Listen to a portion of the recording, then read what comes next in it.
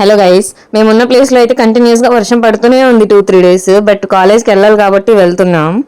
ఇంకా ఆటో దొరకకపోతే నేను మమ్మీ అయితే కొంచెం దూరం నడుచుకుంటూ వెళ్ళాం. హాఫ్ ద డిస్టెన్స్ నడుచుకుంటూనే వెళ్ళాం. తర్వాత ఆటో దొరికిందని చెప్పి ఇంకా ఆటో ఎక్కి వచ్చేసా. లక్కీగా మేము స్టార్ట్ అయ్యే టైంలో వర్షం లేదు కాబట్టి కొంచెం డిస్టెన్స్ నడుచుకుంటూ వచ్చాం.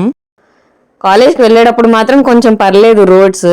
ఇంకా కాలేజ్ నుంచి రిటర్న్ వచ్చేటప్పుడు చూడాలి, ఇంకా దారుణం అసలు. ఇలానే ఇంకా 2-3 డేస్ అలాగే కంటిన్యూస్గా వర్షం పడితే ఇంకా మేము స్విమ్ చేసుకుంటూ వెళ్ళాలేమో కాలేజ్కి.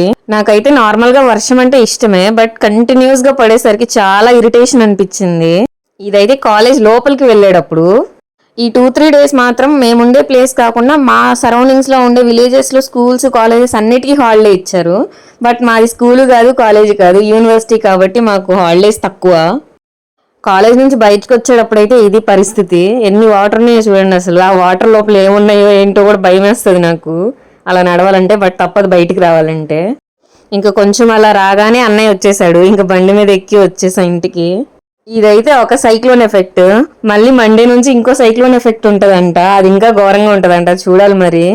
మీరుండే ప్లేస్లో రెయిన్స్ ఉన్నాయా లేదో కమెంట్ చేసేయండి. అలాగే లైక్ చేసి సబ్స్క్రైబ్ చేసేసుకోవచ్చుగా. See you guys, Tata.